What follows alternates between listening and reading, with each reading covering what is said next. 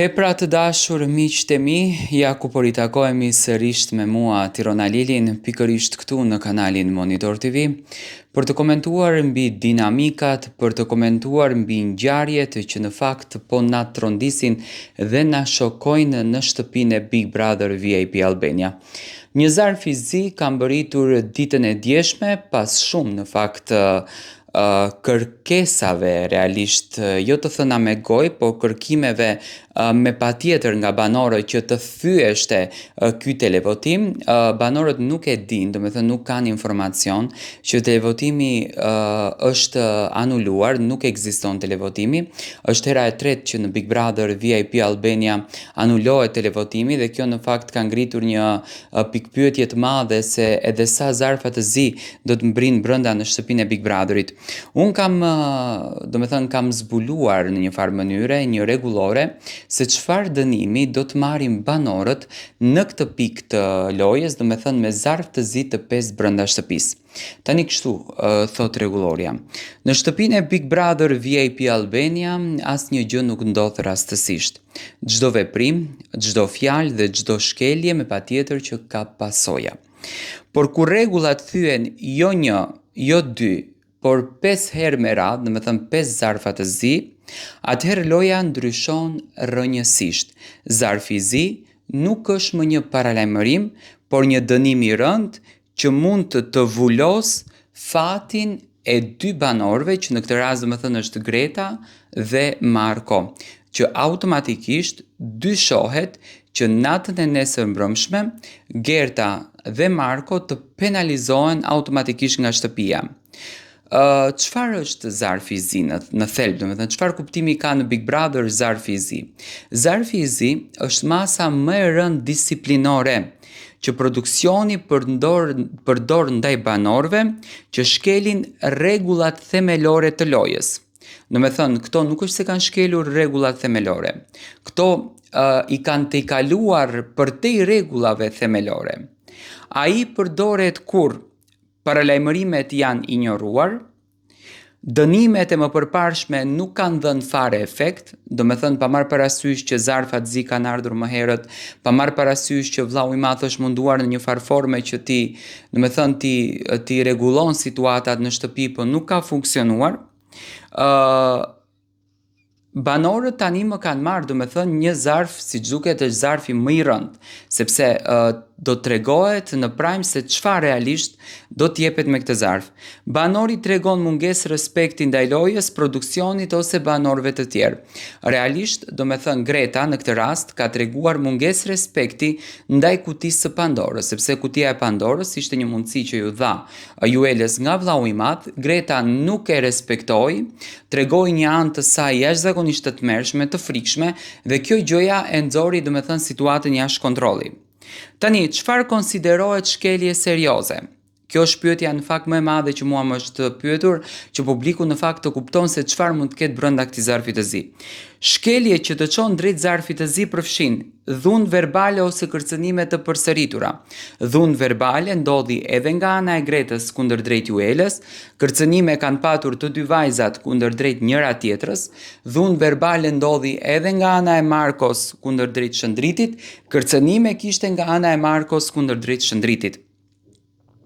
Sjellje agresive apo nxitje konflikte të rënda, në këtë rast i bie që të dënohet dhe Tani, sepse Tani bëri nxitjen e konfliktit të Markos edhe të Shëndritit, domethënë atë që unë e thash ditën e djeshme, me patjetër duhet të dënohet Tani, por edhe sjelljet agresive kanë qenë të tmerrshme brenda asaj shtëpie. Zbulimi informacioni nga jashtë, kjo domethënë këto ditë paktën nuk ka qenë dhe nuk mund të dënohen banorët për këtë gjë. Mos respektimi i urdhrave të vllaut të madh, kjo është gjë më kryesore që në këtë rast domethënë Greta në asnjë mënyrë nuk e ka respektuar vendimin e zarfit të zi që erdhi, gjë që në fakt ka krijuar konflikt, dhe fyerje të rënda, gjuhë diskriminuese ose bullizëm të vazhdueshëm. Fyerjet e rënda kanë ndodhur, gjuha diskriminuese ka ndodhur, bullizmi i vazhdueshëm brenda kësaj shtëpie ka ndodhur, gjë që në fakt ka ngritur presion brenda shtëpisë, por edhe jashtë saj.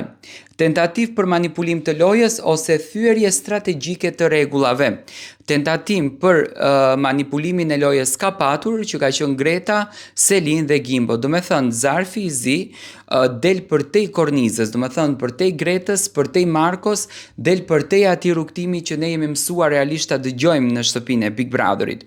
Tani çfarë ndodh pas 5 zarfave të zi? Sipas rregullores dhe precedenteve të njohur, pas 5 shkeljeve të rënda, situata bëhet kritike dhe zarfi i zi mund të përmbajë një ose disa nga këto masa ekstreme. Përjashtim të menjëhershëm nga loja. Kjo është masa më drastike, do me thënë që pritet 1, 2 apo më shumë banor nesër mbrëma të përjashtohen nga loja. Banori largohet menjëherë nga shtëpia. Nuk i jepet mundësi lamtumire, humb çdo shans për çmimin e madh dhe publiku njoftohet se përjashtimi është disiplinor, që realisht në këtë rast do me thënë nesër mbrëma, në qoftë se vllau i madh ka marrë vendimin pas 5 zarfave të zi të përjashtoj këto banor, do me thënë jepet masë e rënd disiplinore. Ky vendim merret kur produksioni vlerëson se banori ka rrezikuar frymën e formatit dhe realisht Greta, Marko me sjelljen e tij, manipulime që janë bërë, marrëveshje që janë bërë, rrezikojnë formatin. Nominimi automatik deri në fund, do me thënë ka ardhur, është Rogerti me nominimin automatik deri në fund.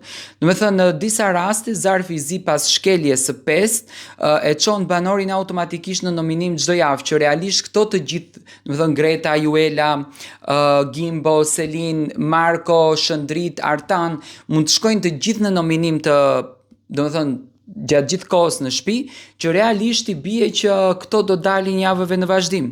Do me thënë, pa të drejtë shpëtimi do ta kenë, pa imunitet, pa ndikim nga liderët apo lojtarët. I bie që banori automatikisht është në mëshirë të fatit të publikut. Heqjet e të drejtave brenda shtëpisë, do me thënë zarfi i zi mund të përmbajë ndalim për të qenë lider, humbje privilegjesh, ushqim, luks, dhoma private, kufizim komunikimi me banor të caktuar, izolim të përkohshëm. Mund të ndodhë që edhe kufizimin e komunikimit mund ta kenë, që kjo edhe më së shumti mund ta iritoj lojën. Gjobë kontraktuale ose ndërprerje kontrate, do me thënë në raste ekstreme banori penalizohet financiarisht, humb pagesat javore, kontrata mund të prishet tërësisht, do me thënë pagesa që bëjnë mund edhe t'i humb, edhe pse produksioni arrin deri këtu, do me thënë produksioni arrin deri në zarf të zi, duke thyer çdo respekt, por duke u bazuar që zarfi i zi brenda kësaj shtëpie mbërriti gjatë kohës kur Marko goditi ashpër në një farë mënyre Shëndritin, i bie që zarfi i zi më së shumti do të jetë i fokusuar mes Markos, Shëndritit dhe ngjarjeve të tyre. I bie që nuk do të përfshihen, do me thënë, situatat që në këtë rast ka qenë situata e Gretës edhe Gimbos. Ky është komunikimi se çfarë pritet të ndodhë nesër mbrëma me zarfin e zi.